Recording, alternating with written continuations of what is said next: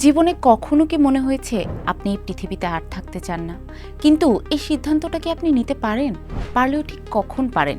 ধরুন প্রেম ঘটিত কোনো বিচ্ছেদ, পেশাগত জীবনে কোনো ব্যর্থতা, নাকি অন্য কোনো কারণে? এই প্রশ্নটি পরিণত হয়েছে বিশ্বের সবচেয়ে বিতর্কিত আইন ও চিকিৎসা বিষয়ক আলোচনায়। বিস্তারিত জানবো আজকের এক্সপ্লেনারে। ফ্রান্সের পার্লামেন্টে সম্প্রতি অ্যাসিস্টেড ডাইং বা চিকিৎসকের সহায়তায় মৃত্যুর বিল অনুমোদনের পর বিশ্বজুড়ে শুরু হয়েছে এক তুমুল বিতর্ক। বিষয়টি শুধু মৃত্যু নয়, এটি মানুষের স্বাধীন ইচ্ছা, অসহনীয় যন্ত্রণা, মানবিক মর্যাদা এবং চিকিৎসা বিজ্ঞানের সীমা নিয়ে এক গভীর প্রশ্ন। অ্যাসিস্টেড ডাইং বলতে কিন্তু সাধারণ আত্মহত্যাকে বোঝায় না। অনেক দেশে চিকিৎসক কেবল জীবন অবসানের ওষুধ দেন, যা রোগীকেই নিজেই গ্রহণ করতে হয়। এটি ফিজিশিয়ান অ্যাসিস্টেড সুইসাইড।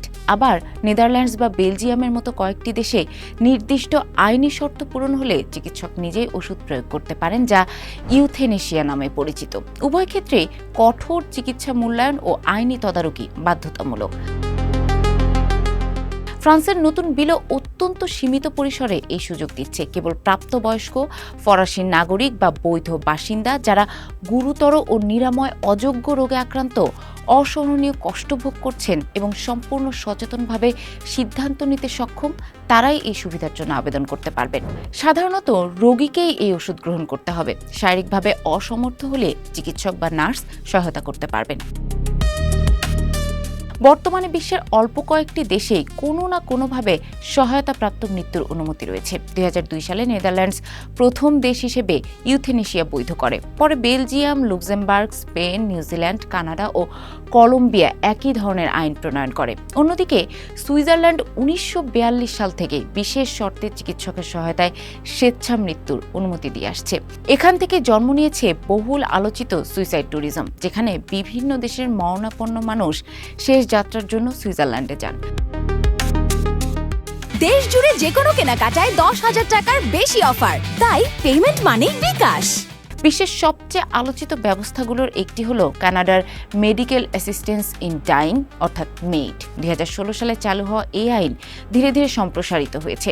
সমর্থকদের মতে এটি রোগীর ব্যক্তিগত স্বাধীনতার স্বীকৃতি। সমালোচকদের আশঙ্কা, এর পরিধি বাড়তে থাকলে প্রতিবন্ধী, বয়স্ক বা সামাজিকভাবে দুর্বল মানুষ একসময় নীরবে মৃত্যুর দিকে ঠেলে যেতে পারেন। তবে সবচেয়ে বিস্ময়কর তথ্যটি এসেছে মনোবিজ্ঞানের গবেষণা থেকে। অধিকাংশ মানুষ মনে করেন অসহনীয় শারীরিক ব্যথাই এমন সিদ্ধান্তের প্রধান কারণ। নিজে থেকে খেতে না পারা, হাঁটতে না পারা, পরিবারের ওপর পুরোপুরি নির্ভরশীল হয়ে পড়া কিংবা নিজের পরিচয় হারিয়ে ফেলার আশঙ্কায় তাদের সবচেয়ে বেশি তাড়িত করেছে এই সিদ্ধান্ত নিতে। মনোবিজ্ঞানীরা আরেকটি গুরুত্বপূর্ণ কারণের কথা বলেন, প্রিসিভড বার্ডেনসামনেস, অর্থাৎ নিজের অস্তিত্বকে পরিবারের জন্য বোঝা বলে মনে হওয়া। অনেক মরণাপন্ন রোগী মনে করেন তাদের চিকিৎসা ও পরিচর্যার কারণে প্রিয়জনদের জীবন থেমে যাচ্ছে। আবার অনেকের ক্ষেত্রে এক্সিস্টেন্টাল সাফারিং, যেখানে শারীরিক ব্যথার চেয়ে বেশি কষ্ট দেয় জীবনের অর্থ হারিয়ে ফেলার অনুভূতি। এ কারণে সহায়তাপ্রাপ্ত মৃত্যু নিয়ে বিতর্কেরও শেষ নেই। সমর্থকদের মতে একজন মানুষের নিজের জীবন সম্পর্কে শেষ সিদ্ধান্তটা নেওয়ার অধিকার থাকাই উচিত। অন্যদিকে বিরোধীদের মতে জীবন পবিত্র, তাই ইচ্ছাকৃতভাবে জীবন শেষ করার অনুমতি সমাজের নৈতিক ভিত্তিকে প্রশ্নের মুখে ফেলে। আসলে আধুনিক চিকিৎসা বিজ্ঞান এই বিতর্ককে আরও জটিল করে তুলেছে। আজ মানুষকে আগের যে কোনো সময়ের চেয়ে অনেক বেশি সময় বাঁচিয়ে রাখা সম্ভব, কিন্তু সেই দীর্ঘায়িত জীবন সবসময় মর্যাদাপূর্ণ বা কষ্টমুক্ত হয় না। তাই বিশ্বজুড়ে এখন প্রশ্নটি আর শুধু কতদিন বাঁচানো সম্ভব নয়, বরং কেমন জীবনকে আমরা বাঁচিয়ে রাখছি সেই প্রশ্ন উঠছে।